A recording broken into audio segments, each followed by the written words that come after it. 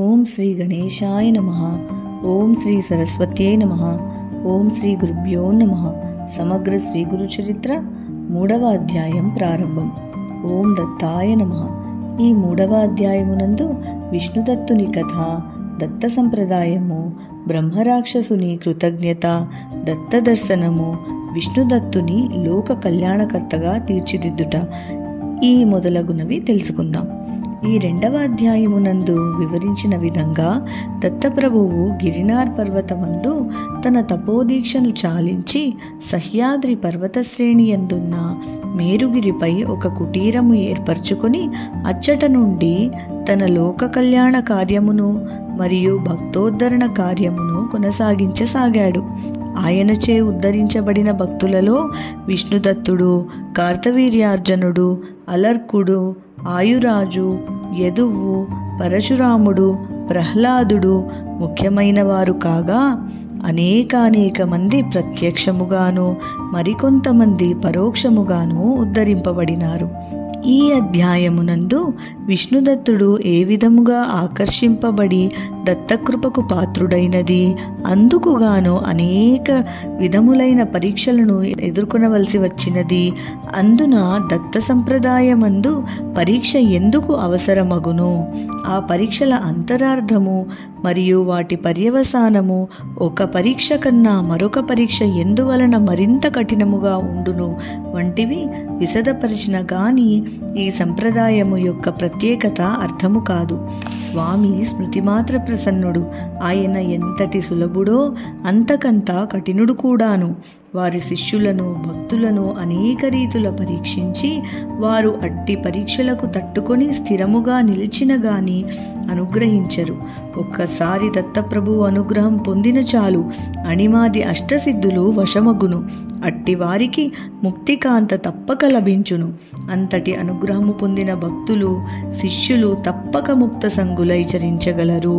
అంతేకాదు, శ్రీ దత్తస్వామి వారు ఆయన పూర్ణావతారములు, అంశ ఉపావతారులైన అనేక మంది సద్గురువులు కూడా శిష్యులను పరీక్షలకు గురిచేయుదురు.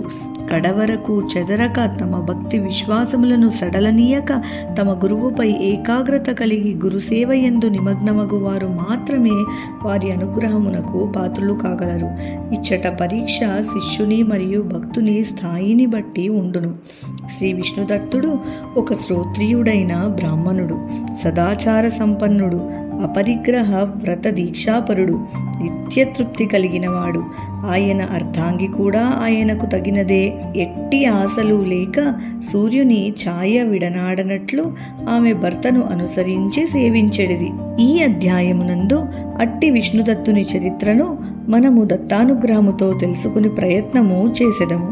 పూర్వము ఈ కథ బృహస్పతి ఇంద్రునకు తెలిపిన వృత్తాంతము. లోకోపకృతయే విష్ణుదత్త విప్రాయయోర్పయత్ విద్యాస్తశ్రాద్ధభుగ్యస్స శ్రీదత్త శరణం మమ. పూర్వకాలము సహ్యాద్రి పర్వత సమీపమున మాతాపురము లేదా మాహూరు అను ఒక గ్రామం ఉండెడిది. అందున విష్ణుదత్త శర్మ అనేడి సద్గృహస్థ బ్రాహ్మణుడు ఉండెడివాడు.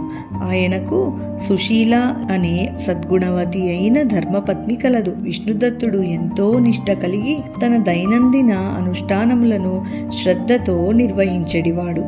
ఆయన తన నిత్య పూజానంతరము వైశ్వదేవము గావించిన పిదప భూతబలి కొరకు ఆహారమును తన గృహ ప్రాంగణమునందు గల అశ్వత్థ వృక్ష ఛాయయందు ఉంచెడివాడు. అచ్చట గల వృక్షము పైన ఒక బ్రహ్మరాక్షసుడు నివసించెడివాడు. ఈ విషయం విష్ణుదత్తునికి గాని ఆయన భార్యకు గాని తెలియదు. ప్రతిదినము భూతబలికి గాను సమర్పించు ఆహారమును ఈ బ్రహ్మరాక్షసుడు భుజించెడివాడు. సాత్విక స్వభావి, నిష్ఠాగరిష్ఠుడైన విష్ణుదత్తుని పూజా ప్రభావము చేత పవిత్రతను సంతరించుకునిన ఆ భూతబలి అన్నమును భుజించుట చేత స్వతసిద్ధమైన క్రూర రాక్షస ప్రవృత్తి అంతరించి అతనిలో రాక్షస విరుద్ధమైన సాత్విక ప్రవర్తన అంకురించింది. ఈ పరివర్తన ఆరంభమైన తదుపరి ఆ బ్రహ్మరాక్షసుని మదియందు కృతజ్ఞతా భావము ఉత్పన్నమై తనకింతటి ఉపకారమునర్చిన బ్రాహ్మణోత్తమునికి ఏదో ఒక ప్రత్యుపకారము చేసి చేసి తీరవలెను అనడి తపన తీవ్రతరము కావచ్చినది.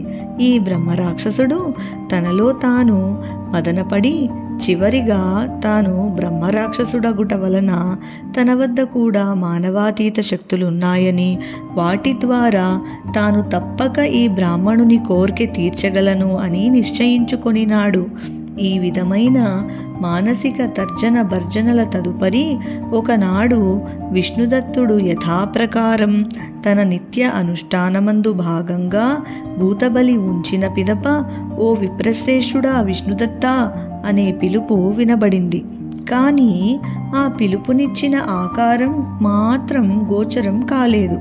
తనను ఎవరు పిలిచి ఉంటారా అని నలుదిశలా పరికిస్తున్న విష్ణుదత్తుని చూచిన బ్రహ్మరాక్షసుడు తాను ఆయన మానవ నేత్రములకు అగుపడవలెను అని సంకల్పించుకొని మరొక్కసారి తన రాక్షస ప్రవృత్తికి తద్విరుద్ధముగా ఎంతో మార్దవమును సంతరించుకొని చక్కటి ప్రేమ పూరితమైన గొంతుతో మరొక్కసారి ఓ బ్రాహ్మణోత్తమ ఇటు చూడవయ్యా, నేనే నిన్ను పిలుచుచున్నది అంటూ తన భీకర ఆకృతితో ఆ బ్రహ్మరాక్షసుడు ప్రకటమైనాడు. తనకు వినవచ్చిన మాటలకు, ఎదుట నిల్చిన ఆకారమునకు ఎటువంటి పొంతన లేకపోవుట వలన ఒకంత కంగారుపడి మరొక ప్రక్క ఆ భీకర ఆకృతికి బెదిరి అటూ ఇటూ తోచక తికమక పడుతుండగా ఆ బ్రహ్మరాక్షసుడు మరలా, ఏమిటి విష్ణుదత్త, భయపడుచున్నావా? నేను ఉపకారము చేయుటకు మాత్రమే నిన్ను పిలిచాను. నీకు ఏమి కావలయునని నా నిస్సంకోచముగా అడుగు, తప్పక నీ కోరిక తీర్చగలను అని అన్నాడు. మాటకు ఆకారమునకు ఏమాత్రమూ పొంతన కుదరని భీకర ఆకారము కలిగిన బ్రహ్మరాక్షసుని చూచుచూ నిదానముగా కొంత ధైర్యమును కూడగట్టుకొని విష్ణుదత్తుల వారు తనలో ఈ విధముగా తలపోయసాగిరి. నా ఆరాధ్య దైవం, సృష్టి స్థితి లయలకు అతీతమైన పరమాత్మ ఆది గురువు ఆ దత్తప్రభువు. దత్తప్రభువు సృష్టిలోనివే సమస్త ప్రాణులు, వాసుదేవ సర్వమితి అనే శాస్త్రవాక్యానుసారం ఈ బృహత్ ప్రాణి కూడా అందులోనిదే అనుకుంటూ కొంత తడబడు వాక్కుతో, నీవెవరవు, నాతో నీకేమి పని అని బ్రహ్మరాక్షసుని ప్రశ్నించినాడు. అంత ఆ బ్రహ్మరాక్షసుడు, అయ్యా, నేనొక బ్రహ్మరాక్షసుడిని. నీవు దయతో ఇచ్చు భూతబలి ఆహారమును భుజించిన పిదప నా ప్రవృత్తి మారి నా హృదయము దయ, కరుణ, ప్రేమ, పరోపకార చింతన, కృతజ్ఞతాభావము వంటి సద్గుణములతో నిండినది. ఇంతటి మహోపకారము గావించిన నీ అంతటి మహాత్మునికి ఏదో ఒక ప్రత్యుపకారం చేసిన గాని నాకు మనశ్శాంతి లభించదు. అందువలన నీవు ఏదైనా ఒక కోరిక కోరుకొనుము, తప్పక తీర్చెదను అని అనినాడు. కోర్కెలే లేని ఆ అపరిగ్రహ వ్రతాచరుడైన ఆ నిత్యతృప్త బ్రాహ్మణునికి ఈ పదమేదో వింతగా వినిపించింది. అతని మృదు సంభాషణను వినిన తదుపరి బ్రహ్మజ్ఞాని అయిన విష్ణుదత్తుడు ఈ విధముగా బదులిచ్చినాడు. అయ్యా, నీ రాక్షస ప్రవృత్తి మారినందుకు నిజముగా చాలా సంతోషం. ఇక నేను చేసిన ఉపకారమనగా ఏమీ లేదు. నేను నిర్వహించినది నా విధి నిర్వహణ మాత్రమే.